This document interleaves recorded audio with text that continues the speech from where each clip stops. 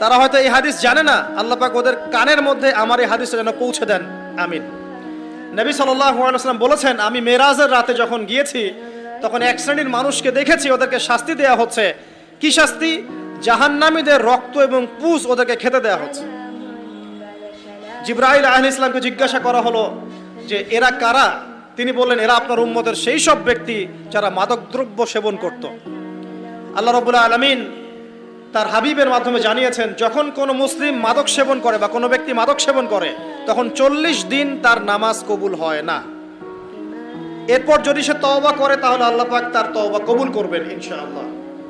যদি সে আবারও মাদক খায় তওবা করার পর, আবার 40 দিন তার নামাজ কবুল হবে না। যদি সে আবার তওবা করে আল্লাহ পাক আবার তাকে মাফ করে দিবেন।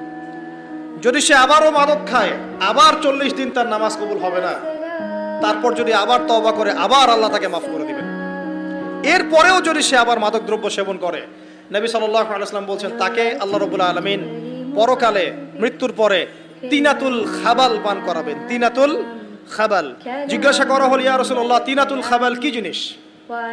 নবী সাল্লাল্লাহু আলাইহি ওয়াসাল্লাম উত্তর দিচ্ছেন, এটা হচ্ছে জাহান্নামীদের রক্ত, মাংস, এগুলো পুড়ে পচে যে রসটা বের হবে, এটা হচ্ছে তিনাতুল খাবাল।